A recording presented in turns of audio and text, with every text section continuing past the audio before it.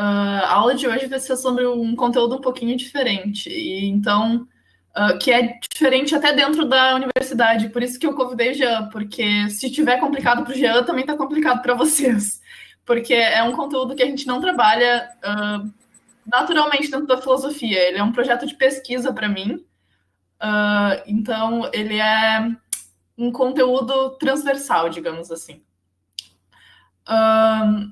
Então, a gente vai falar sobre as práticas de silenciamento enquanto injustiças epistêmicas. Eu sei que vocês tiveram uma aula de introdução à epistemologia, e tiveram epistemologia na cadeira de antiga, de moderna, de medieval, de contemporânea. Então, vocês têm uma noção do que é a epistemologia, eu espero. Se vocês não tiverem, vocês também podem falar, e eu posso começar explicando o que então é deixa eu ver aqui. Tá, botaram um nomezinho aqui. O que é Então, eu acho que vamos começar por aqui, então. A epistemologia, então, é o campo da filosofia que estuda os tipos de conhecimento, tá? E para ter um conhecimento, a gente diz que a gente precisa ter uma crença verdadeira e justificada. Basicamente isso que vocês viram nas cadeiras de epistemologia. Então, como a gente conhece algo, como a gente apreende os objetos, se o conhecimento ele vem do sujeito, ou ele vem do mundo físico, assim por diante, tá? Então, o conceito que a gente vai trabalhar hoje é o conceito de injustiça epistêmica, tá? E ele é o campo da filosofia que se preocupa com as injustiças na produção de conhecimento. Ou seja, quando eu pergunto quem está falando e tem um preconceito embutido nessa pergunta. Então, quando acontece a invisibilidade, a exclusão, a inaudibilidade de agentes epistêmicos, ou seja, agentes do conhecimento, tá? A gente pode fazer algumas perguntas para saber se a gente tem uma injustiça epistêmica. Por exemplo, quem está falando, quem está ouvindo, quem tem voz, quem não tem, quem está sendo reconhecido e ainda em quem se acredita. Tem uma pensadora feminista negra que se chama Lélia Gonzalez e ela escreveu um texto chamado Racismo e Sexismo na Cultura Brasileira em 1984. Ela é uma autora brasileira, tá? Para vocês verem que é um conteúdo bem diferente mesmo, porque geralmente a gente trabalha com autores franceses, americanos, alemães, e pouco a gente trabalha... Não sei, tu trabalhou algum autor brasileiro na tua formação já? Ainda mais uma feminista negra, né? Não, na verdade, para essa área assim, de epistemologia, de voz, só e ele é francês, né? Mas assim, Brasil nada. Pois é, então isso já é uma mostra, assim, do que o conteúdo que está dentro da universidade não é um conteúdo neutro, né? É um conteúdo que ele é bem direcionado para um conteúdo etnocêntrico, um conteúdo europeu, que ele é bem caracterizado, marcado por uma colonialidade, a gente diz, né? Então, a Lélia Gonzalez, ela diz assim, é engraçado como eles gozam a gente, dizendo que a gente diz que é Flamengo. Chamam a gente de ignorante, dizendo que a gente fala errado. E, de repente, ignoram que a presença desse R no lugar do L nada mais é que a marca linguística de um idioma africano, no qual o L inexiste. Então, o conhecimento, no sentido que é apresentado por Lélia Gonzalez, ele é consequência de fatores que são epistemicamente relevantes. O que quer dizer epistemicamente relevantes? Quando a gente fala que a construção do conhecimento é crença, verdade e justificação, a gente considera esses requisitos. Epistemicamente relevante é porque esses requisitos não estão sendo considerados apenas eles. Outros requisitos estão sendo considerados também. Então, ele se torna também moral. O sentido moral aqui é o de uma avaliação moral, no sentido de que a gente entrega culpa, responsabilidade moral para o agente que tem o conhecimento. Quando nos referimos a casos onde os agentes epistêmicos envolvidos carecem dos critérios de confiabilidade para aferir conhecimento, empregamos culpa. Aqui seu emprego se assemelha ao emprego na moralidade. Aí eu trago um exemplo aqui, que é um exemplo um pouco forte, então fechem os ouvidos se vocês não gostarem de casos fortes. Pensemos no caso Colônia, do Hospital de Barbacena. O silenciamento de agentes epistêmicos causou a morte de 60 mil brasileiros. As vítimas, homossexuais, mulheres, meninas grávidas pelos patrões, melancólicos, entre outras pessoas que estavam à margem da sociedade, foram diagnosticadas como loucas e sentenciadas a diversos tipos de violência. O que acontece nesse caso? As pessoas que têm algum tipo de transtorno mental, elas não têm direito, embora elas possam aplicar, como qualquer outra pessoa normal, os critérios de conhecimento, que são crença, verdade e justificação, elas não têm o seu testemunho levado em consideração devido a fatores que não são relevantes. Por exemplo, no caso aqui, né, questões que eram consideradas à margem da sociedade nesse período, que era ser melancólico, ou melancólico é um termo que nem existe mais, né, que não é mais considerado, mas, por exemplo, o fato de tu ser mulher já era um fato de tu ser inconveniente para a sociedade, então tu era silenciada e mandada para esse hospital, né. Então, vemos no caso colônia o silenciamento de agentes epistêmicos que são descredibilizados por trazer à tona aquilo que é inconveniente a uma sociedade que define quem é ouvido e quem não é. Nesse sentido, pode-se dizer que a injustiça epistêmica é moral e também política, quando condenamos indiscriminadamente violências físicas, psicológicas e morais, enquanto a ignorância, da qual ela se origina, permanece isenta do escrutínio científico. E aí a autora que eu estou pesquisando, se chama Samarce, ela diz: os erros epistêmicos decorrentes do desejo de ser justo permanecem amplamente não discutidos. A gente vai voltar nisso, mas basicamente, quando ela fala de que esse desejo de ser justo se refere à vontade de uma universalidade, de um conhecimento que possa falar de todas as pessoas. E essa vontade de falar por todas as pessoas, ela exclui. Ela exclui porque ela não fala de pessoas que estão à margem da sociedade. Mas a gente vai retomar um pouco esse conteúdo mais à frente. Então, em que área da filosofia a gente estuda esse conteúdo que a gente está trabalhando hoje? Esse conteúdo ele é trabalhado dentro de uma, não sei, não uma disciplina, mas uma área chamada epistemologia social. E ela compreende o sujeito epistêmico como um ser socialmente localizado, que possui influências ético-políticas na transmissão do conhecimento. Então, a gente para de pensar naquele sujeito racional que pensa fora da sociedade para entender que o indivíduo está dentro de um grupo social, que ele pensa de acordo com o meio, que ele tem influências políticos sociais no seu pensamento. Então, corriqueiramente, encontramos capítulos destinados a tratar das peculiaridades da noção de justiça, ou seja, da distribuição igualitária de bens, nos manuais de ética e moral. Deduzimos que, seu contrário, a injustiça corresponde à ausência de justiça, sem que precisemos muito refletir sobre essa questão. Entretanto, essa simplificação não nos parece correta.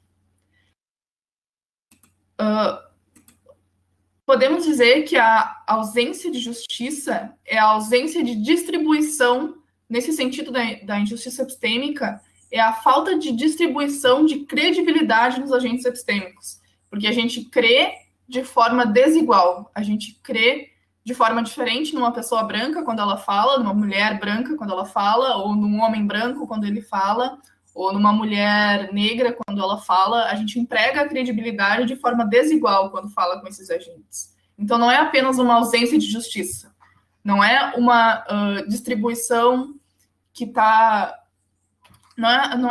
É apenas uma distribuição que está sendo feita de forma equivocada, né? Então, esse termo que eu estou trazendo para vocês, que se chama injustiça epistêmica, ele foi consolidado pela autora Miranda Fricker no Epistemic Injustice, de 2007, e ele consiste basicamente em causar um mal a alguém na sua condição específica de sujeito do conhecimento. Embora esse problema apareça nominalmente na filosofia, não sei se você já tinha ouvido falar, Jean, já ouviu falar? Esse termo de específico de justiça epistêmica, nunca... Pois é, não é nenhum termo, na verdade, nem só o termo a gente não trabalha, como conceitos parecidos a gente também não trabalha, né? Porque esse termo ele também aparece para autoras feministas e a gente também, embora a gente tenha professores que trabalham autoras feministas, ele não é muito comum, ele não é muito recorrente na academia, né? Então, eu trago aqui algumas autoras, a Patrícia Hill Collins, a Djamila Ribeiro, naquele texto que é bem famoso dela, né? Atos de fala. Adoro ela. Eu adoro as falas dela. A Grada Quilomba, a Memórias da Plantação, a Christy Dodson, a Sueli Carneiro, o Boaventura de Souza Santos. Então, é um tema que ele é bem atual e que ele também é bem latino-americano. Ele é bem pensado por pessoas que estão situadas fora desse conhecimento que é tido como central, como universal, né?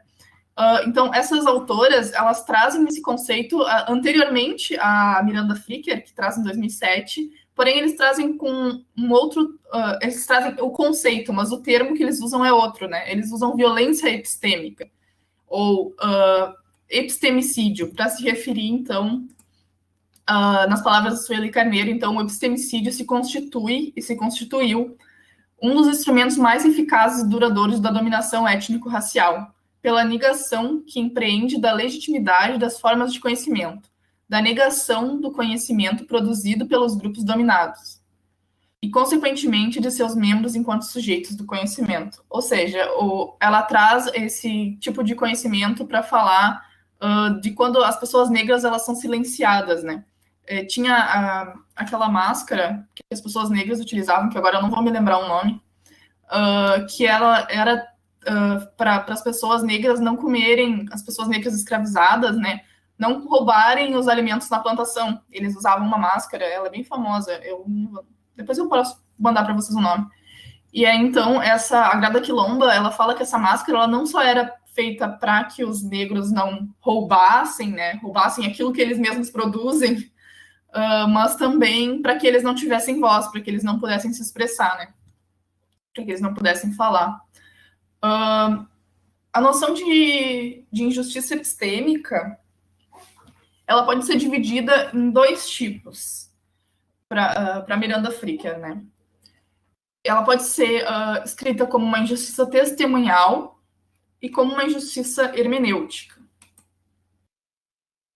No que se refere a uma injustiça testemunhal, duas questões são pertinentes para que prossigamos na abordagem de Fricker do problema da injustiça epistêmica, as quais trataremos no que se segue. Em primeiro lugar, quando falamos de uma fonte de conhecimento confiável, estamos falando de uma fonte derivada de conhecimento.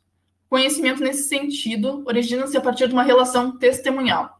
Por que eu falo uma fonte derivada de conhecimento? A gente tem as fontes básicas de conhecimento, aquelas que a gente só pode ter em primeira pessoa. Por exemplo, se eu tenho uma introspecção, parece que uma outra pessoa não pode me ensinar uma introspecção, né? Eu tenho que ter uma introspecção em primeira pessoa. Parece que eu tenho que ter uma memória em primeira pessoa. Eu não consigo ter uma memória em segunda pessoa, né?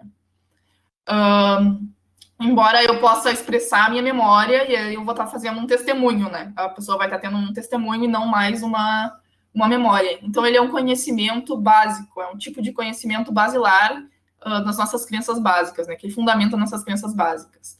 E o testemunho, por consequência disso, ele não é uma fonte básica de conhecimento, porque eu não posso ter ele em primeira pessoa. Só posso ter um conhecimento testemunhal, como aqui eu estou falando para vocês, então, explicando isso, ou quando eu falo com o Jean, e o Jean me traz algumas outras informações, e assim a gente conversa, a gente tem um conhecimento testemunhal a partir do que eu aprendo com o Jean e o que vocês aprendem com a gente, ou eu aprendo com vocês, se vocês quiserem participar. Então, em segundo lugar, além de ser uma fonte de conhecimento derivada, né, que deriva de outra pessoa, a injustiça epistêmica que impossibilita uma transmissão confiável do conhecimento, ela origina-se de uma relação de autoridade. A Grada Quilomba, que é a autora de Memórias de Plantação, nas suas aulas, ela dá aula lá na Alemanha, né? Ela é uma pensadora, uma feminista negra inglesa, mas que dá aula na Alemanha. Na verdade, eu acho que ela é alemã. Eu não vou saber dizer. Eu não lembro se ela nasceu na Inglaterra e depois foi para a Alemanha, alguma coisa assim. Mas então, toda vez que ela vai começar as suas aulas, ela faz um experimento com os alunos dela. Ela pergunta se os alunos sabem o que foi a Conferência de Berlim em 1884-85, quais países africanos foram colonizados pela Alemanha, quem escreveu Pele Negra, Máscaras Brancas, quem foi Mai Ain. Na maioria, já sabe alguma dessas respostas? Então, vou confessar para vocês que eu só sei uma delas, que é quem escreveu Pele Negra, Máscaras Brancas, que foi Frantz Fanon, mas porque eu comecei a estudar o feminismo negro, então por isso que eu sei. o que a Greta Quilomba constatou com esse experimento que ela faz no início das suas aulas? A maioria das pessoas brancas realmente não sabe responder essas perguntas, enquanto as pessoas negras sabem, porque isso faz parte da história delas. Ou seja, aquele conhecimento que está dentro da universidade, que é estudado pelos professores e pesquisado pelos alunos, ele não é um conhecimento neutro, ele é um conhecimento que vem de algum lugar. Então, não é todo conhecimento que é estudado dentro da universidade. Um tipo de conhecimento está sendo excluído, ele não está sendo investigado. Então, a Quilomba pretende demonstrar, com tal exemplo, que os conceitos de conhecimento estão intrinsecamente ligados ao poder e à autoridade. Disso podemos nos questionar quais conhecimentos estão dentro da universidade e quais não estão. Quem é reconhecido como agente do conhecimento e quem não é. O exercício apresentado por Quilomba demonstra a relação de poder racial. Para compreendermos as formas nas quais ocorrem as injustiças testemunhais, é necessário que se compreenda as relações de poder e do tipo de poder dominante.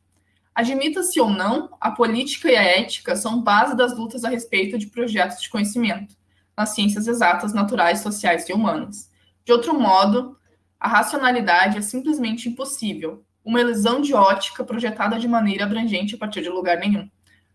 Ou seja, o que a dona Haraway quer dizer com esse texto, né?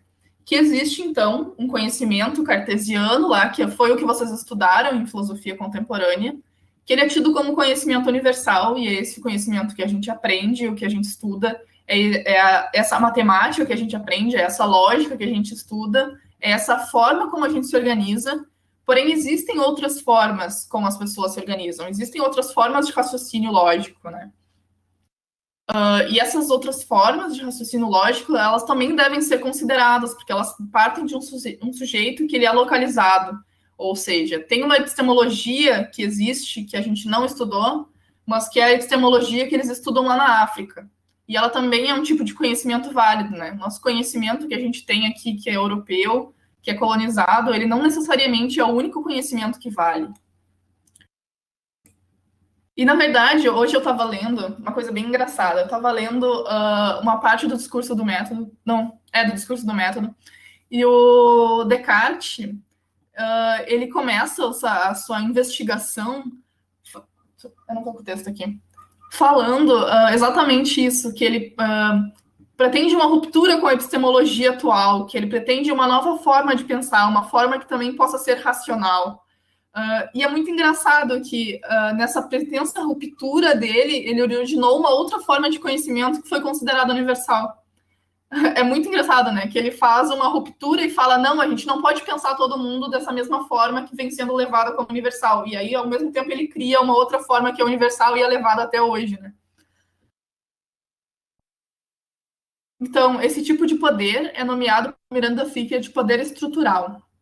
Tal relação de poder não exige... Hoje até agora tá tranquilo? Tá bem bom, tô achando demais. Dá assim, para entender. Porque, sim, nossa, e o conteúdo é muito complementar, assim, né? É uma coisa que a gente não costuma ver. Eu tô achando muito legal. Ah, que ótimo. Que bom, Luísa, que tá tranquilo. Se tu quiser participar também, fica à vontade, viu, Luísa? Então, esse tipo de poder, ele é nomeado pela Miranda Ficker de poder estrutural. Vocês devem ter ouvido falar atualmente do racismo estrutural, né? Que é um conceito que abrange, que demonstra, né, que o racismo ele não está só de pessoa para pessoa ou em cada indivíduo, mas ele está estruturado dentro da sociedade e ele funciona mesmo que a gente não perceba, mesmo que a gente seja, como a Angela Davis fala, né, não adianta a gente não ser racista, a gente tem que ser antirracista, porque quando a gente não está, quando a gente só se abstém ao racismo, a gente está dentro da estrutura de poder, né? Que é esse poder que a Miranda Ficker chama de poder estrutural. Tal relação de poder não exige que haja um agente concreto que exerça o poder. Ou seja, né, não precisa que uma pessoa vá lá e faça violência. Esse poder, então, se compreendermos que toda relação com outros seres humanos é socialmente situada, o poder tenderá a ter uma dependência direta das ações de agentes sociais. Então, todo um grupo, como um grupo se organiza, faz com que a gente tenha essas atitudes, no caso do racismo, racistas, né? Que a gente pode não ter, por exemplo, no exemplo do Carlos, né? Do João Alberto, acho que é, do Carrefour, né? Pode não ter tido uma declaração explícita de racismo, né? Que foi feita ali, ou uma fala que apresente o racismo, mas o racismo ele é presente na estrutura social de como aquela ação política foi constituída, né? Não sei se é mais ou menos isso, assim. Ou seja, existe um tipo de poder que exercem sobre mim por eu ser mulher, e não precisa de uma pessoa específica que me diga, Bruna, tu não pode fazer isso porque tu é mulher. Na verdade, toda a sociedade me diz, Bruna, tu tem que fazer determinada coisa porque tu é mulher. Existe uma pressão que não precisa vir de uma pessoa específica, ela é estrutural, toda a sociedade faz isso. Toda a sociedade diz que eu tenho que depilar a axila, mesmo que ninguém nunca tenha me dito, Bruna, depila a axila. Mas o fato de todas as pessoas fazerem isso faz com que eu me sinta dentro dessa estrutura, faz com que eu faça isso para me sentir dentro dessa estrutura, né? Me sentir mulher dentro dessa estrutura. Então, existem disfunções de autoridades nas relações testemunhais, e elas podem ser de dois tipos. Pode-se dar demasiada credibilidade a um falante, ou ainda pode-se dar menos credibilidade por fatores epistemicamente relevantes. Dar demasiada credibilidade não consiste em uma injustiça epistêmica, eu acreditar muito mais, geralmente, tá? Pode acontecer que seja, mas geralmente não é. Eu acreditar numa pessoa, num professor, acreditar em tudo que um professor fala, tá? Pode ser um certo tipo de injustiça, mas ele não causa mal a alguém quanto agente do conhecimento. Ele simplesmente um erro inferencial, né? Um erro de emprego de credibilidade, mas não de fato uma injustiça. Enquanto poder dar menos credibilidade por fatores epistemicamente relevantes geralmente consiste em uma injustiça epistêmica. Nem toda falta de credibilidade é uma injustiça testemunhal. A falta de confiabilidade no falante pode ocorrer devido a um erro inocente. Devemos considerar que os seres humanos são falíveis e que nem todos os erros éticos ou epistêmicos são culpáveis. Pensemos que em uma busca na internet pelo currículo de um palestrante, tenhamos encontrado a informação de que o mesmo tratará de temas de cunho da medicina. E este versará sobre problemas éticos em uma palestra. Empregamos a esse palestrante um menor grau de confiabilidade, porque se ele é um médico, né, o que ele quer falar de ética? Parece que não tem muita coisa a ver. Entretanto, suas pesquisas em medicina se voltam para a ética do cuidado. A ética do cuidado é uma parte da filosofia que trabalha com as relações entre medicina e filosofia, né? Então, desse modo, eu estou empregando menor confiabilidade devido a um erro inocente. Não estou fazendo nenhum mal a ele, mas estou dizendo que que o conteúdo que ele vai dar não é relevante para mim, né? Podemos pensar ainda em casos em que empregamos menor credibilidade por um erro não moral, apenas epistêmico. Digamos que, ao pesquisar o palestrante em questão, tenhamos procurado por seu currículo de forma descuidada na internet.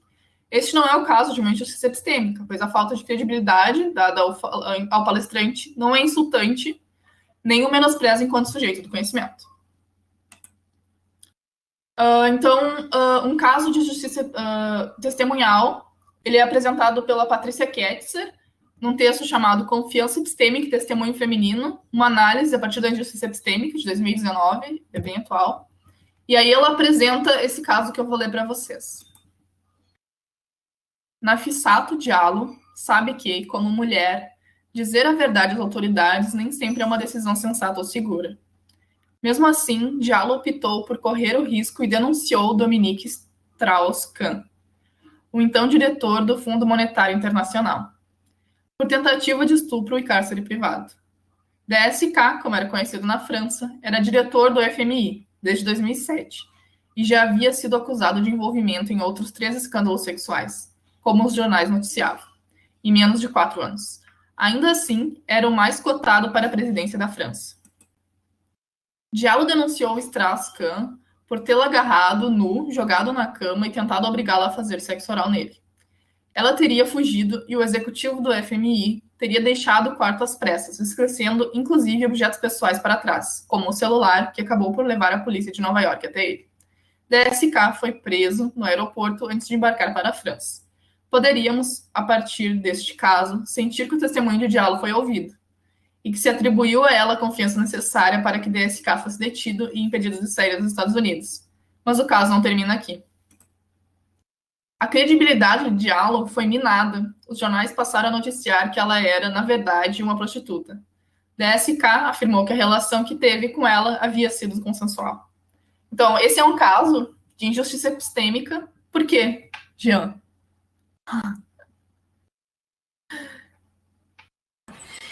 Mulher, né? E ele é homem. Porque ela foi discriminada enquanto agente do conhecimento, né? Porque Sim. Não foram pensados nos critérios básicos de conhecimento. Não era só se ela estava falando uma crença verdadeira e justificada. Nós estávamos considerando ela enquanto pessoa, né? Eles olharam, é uma mulher, ela deve estar mentindo. Não tem nem o que dizer. É de uma superficialidade impressionante, né? E, na verdade, o que me levou a esse tema de pesquisa foi que isso, de fato, acontece muitas vezes, sabe? As vítimas de assédio são, tipo, o que ela estava fazendo lá? Tipo, a roupa que ela estava usando, que é o argumento mais comum, sabe? Então, parece que somente o fato de tu ser mulher já faz com que tu tenha um pouco da culpa pelo que aconteceu, sabe? Então, a proposta de Miranda... Quer falar? Não, então eu lembrei que estava falando que fica contido na estrutura, né? Essas exclusões. E eu lembrei de um exemplo bem marcante, assim, que é o uso que a própria filosofia faz da palavra homem, né? Porque homem para a filosofia não é simplesmente um gênero. Lá, desde quando a gente volta para a Grécia, quem é que ficava responsável pela política, pelo poder de fazer a manutenção da família, da riqueza? A responsabilidade caía sobre mim. E dentro do conhecimento, dentro da palavra, da política, do diálogo, era sempre o homem também. E foi passando o tempo, e a palavra homem serve hoje em dia para dizer tanto mulheres quanto homens. E a gente tem uma expressão belíssima dentro dessa palavra, só que a gente nem se dá muito conta, né? O troço que ficou naturalizado. Teve um apagamento de várias mulheres na história da filosofia por causa dessa consideração, Sim. né? Bem, só isso. Tá, então a proposta de Miranda Fricker aponta que para termos uma justiça testemunhal é necessário que haja algum prejuízo. As justiças testemunhais se apresentam enquanto socializadas na medida em que trazem algum prejuízo direto na vida do falante.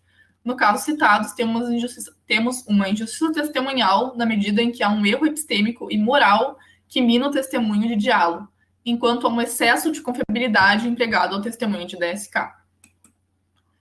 Compreende-se deste modo que as injustiças testemunhais são sistemáticas por aqueles prejuízos que perseguem o sujeito através das diferentes dimensões das atividades social, econômica, educativa, profissional, sexual, jurídica, política, religiosa e etc. Então, com relação ao segundo tipo... Tá, então esse era o tipo de... um primeiro tipo de injustiça epistêmica, que era a injustiça testemunhal, quando há uma descredibilidade na relação entre falante e ouvinte. A Miranda Fricker, ela ainda fala em um segundo tipo de injustiça epistêmica, que é a injustiça hermenêutica. Então, com relação ao segundo tipo de injustiça epistêmica, Miranda Fricker remonta a obra In Your Time, de Susan Brown Miller, para elucidar as práticas de justiça epistêmicas, as quais Fricker denomina injustiça hermenêutica. Segundo conta Brown Miller, uma tarde, um ex-funcionário da universidade procurou Finn Farley para pedir sua ajuda. Carmita Wood, de 44 anos, nascida e criada na região de um pomar de maçã do Lago Cuyahoga e com o sustento exclusivo de 2 de seus filhos, trabalhou durante 8 anos no Departamento de Física Nuclear de Cornell, passando de assistente de laboratório a um trabalho administrativo, lidar com tarefas administrativas. Wood não sabia por que ela tinha sido escolhida, ou mesmo se ela tinha sido escolhida. Mas um distinto professor parecia incapaz de manter suas mãos longe dela. Enquanto Wood contava a história, o eminente homem balançava a virilha quando ficava perto de sua mesa e olhava para os enquanto pegava alguns papéis. Uma noite, quando os trabalhadores do laboratório estavam deixando sua festa anual de Natal, ele a encurralou no elevador e plantou alguns beijos indesejados em sua boca. Após o incidente da festa de Natal, Carmita Wood saiu de seu caminho para usar as escadas no prédio do laboratório para evitar um encontro repetido. Mas o estresse dos molestamentos furtivos e seus esforços para manter o cientista à distância, mantendo relações cordiais com sua esposa, de quem ela gostava, causavam uma série de sintomas físicos. Wood desenvolveu dores crônicas nas costas e no pescoço.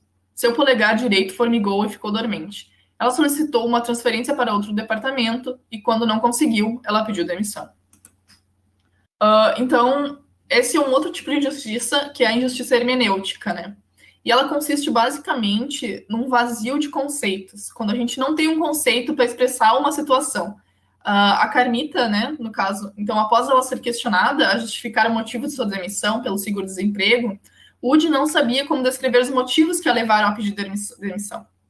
Ao se deparar com outras pessoas que haviam passado por situações semelhantes, compreende-se uma necessidade de dominar o isso ao qual essas mulheres haviam passado. Surge, então, o conceito de assédio sexual, que dá conta das diferentes dimensões dos comportamentos sutis e nada sutis que englobam as diversas práticas de violência que o termo assédio sexual caracteriza. Então, uma injustiça hermenêutica, ela consiste na falta de recursos hermenêuticos. Talvez, então, hermenêutico seria aquilo que um conceito expressa, quando a gente tem um conceito para expressar uma situação social, tá? Então, uma injustiça hermenêutica, né, uma injustiça que expressa um conceito social, consiste na falta de recursos hermenêuticos, recursos que expressem uma situação social, nesse caso, o assédio, né? Elas passavam por aquela situação, mas não tinham uma palavra ainda que especificasse o que elas estavam passando, então elas não tinham como justificar. Então, a falta de recursos hermenêuticos que deveriam nomear uma experiência social, compreende-se que Carmita Wood sofreu uma desvantagem cognitiva devido a um vazio de conceitos. Uma injustiça hermenêutica consiste em uma desvantagem epistêmica. Pensemos no caso apresentado. A falta de conceito coloca tanto o acusado quanto o acusador enquanto incapacitados por uma lacuna hermenêutica. Porém, a incapacidade cognitiva do acusador não representa uma desvantagem para ele, enquanto que para Carmita, sua incapacidade cognitiva consiste em uma grave desvantagem. Sua desvantagem a impede de protestar contra e ainda de tomar medidas contra o assédio sexual. Então, por que a gente fala que essa também é uma prática de silenciamento, né? Bom, acho que fica claro por que o testemunho, né, a falta de credibilidade no testemunho causa um silenciamento, porque quando a gente fala, a gente expressa, ele é negado de espaço para representar a sua localidade, né, para expressar aquela cultura no qual o indivíduo está localizado, em uma justiça testemunhal. Agora, em uma justiça hermenêutica, não é tão claro por que a injustiça hermenêutica ela consiste em um tipo de silenciamento.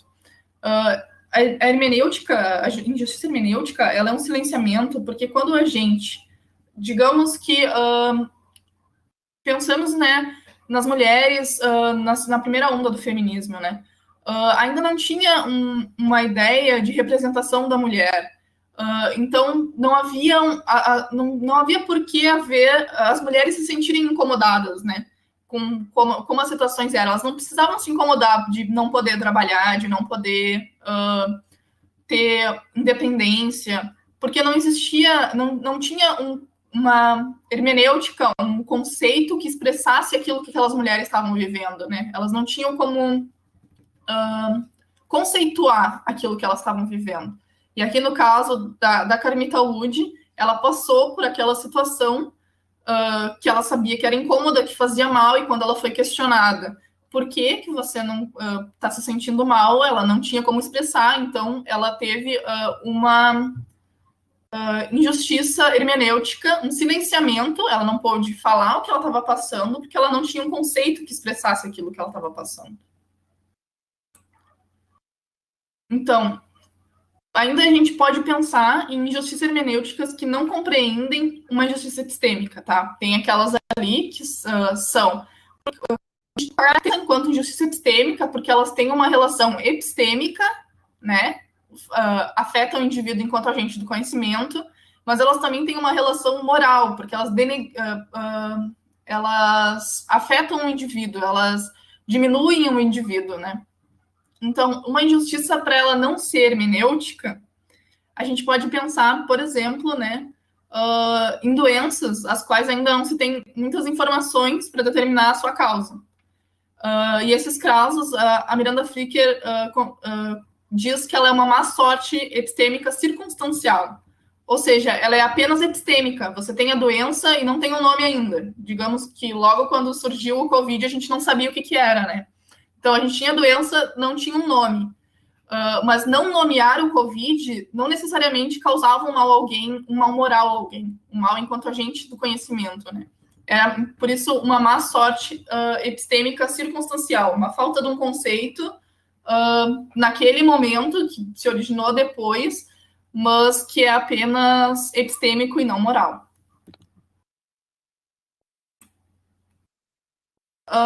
Então, se a gente compreende... Bom, hoje vamos conversar um pouquinho, porque eu já estou acabando e meu tempo não está acabando.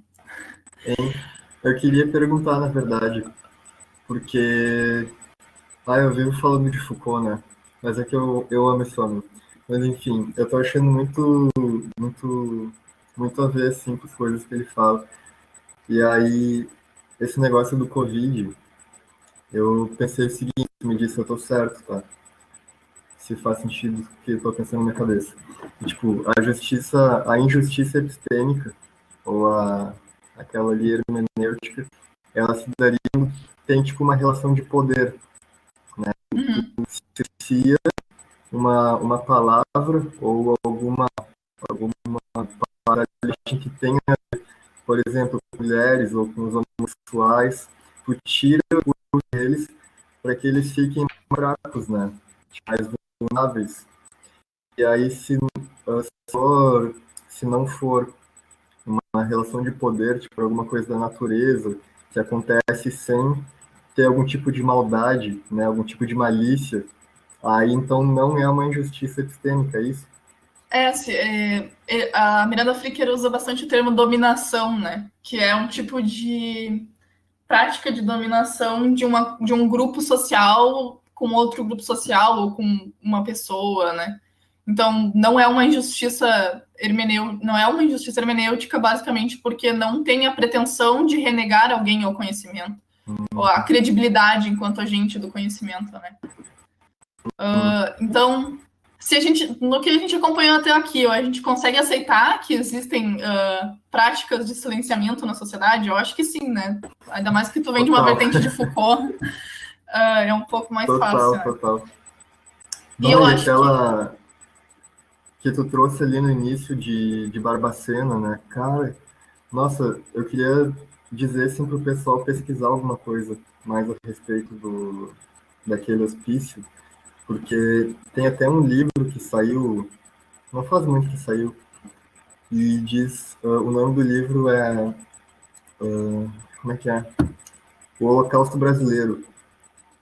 E a gente vive falando, né, do horror que foi lá na Alemanha, com os campos de concentração e coisas, só que tem muita gente que não sabe que a gente teve, por quase 100 anos, um campo de concentração no Brasil. Cara, isso é...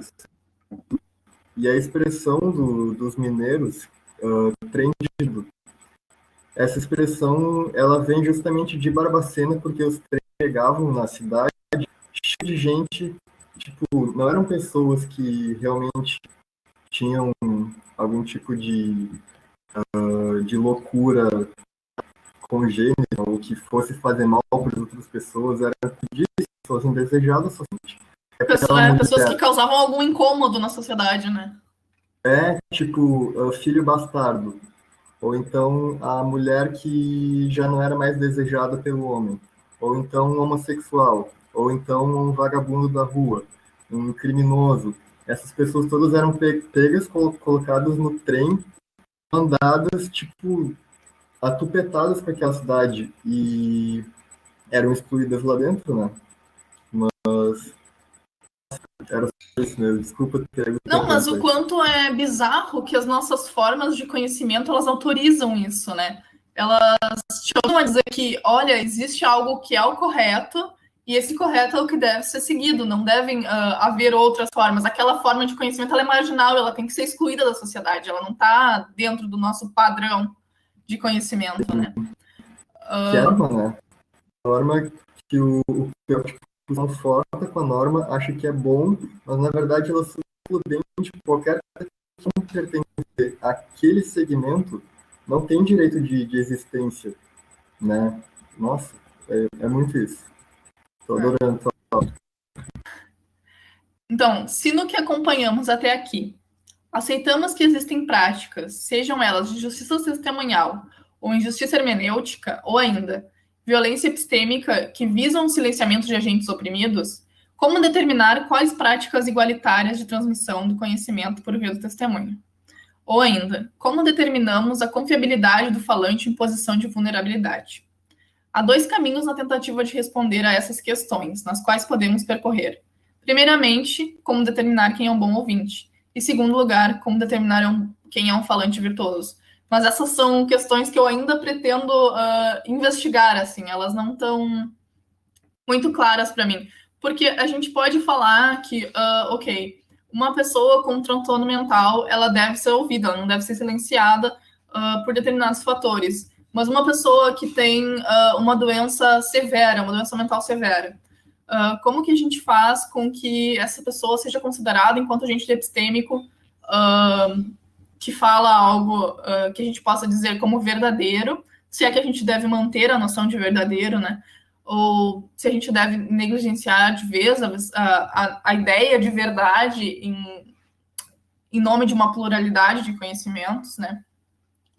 Então, é uma série de questões que ficam do tipo, como a gente vai lidar com isso quando a gente considera todos os tipos de conhecimento, né? Como a gente não cai em uma ideia de conhecimento relativo, né? Que tudo pode ser conhecimento ou nada pode ser conhecimento, né?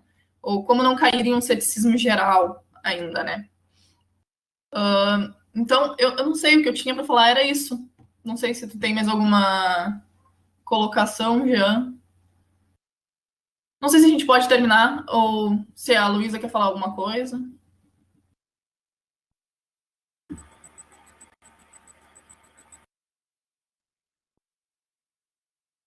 Eu tirei minhas dúvidas já. Do que eu pude entender, né? Tem coisas que eu não estudei ainda. Aprendendo agora. Existe isso na história do desafio a terminar a aula antes? Eu Hã? acho que sim. Luísa, tu ainda tá ouvindo, Luísa? Acho que a Luísa não tá mais ouvindo. Bom, então a gente fica por aqui. Acho que era a ideia que eu queria trazer, tipo, um conceito diferente para a gente pensar algumas coisas que estão à margem da sociedade. E era isso. Isso aí, gente. Muito obrigado, Bruno, pela aula. Eu que te agradeço, Jean, por ter participado aqui comigo. Valeu. Boa noite, gente.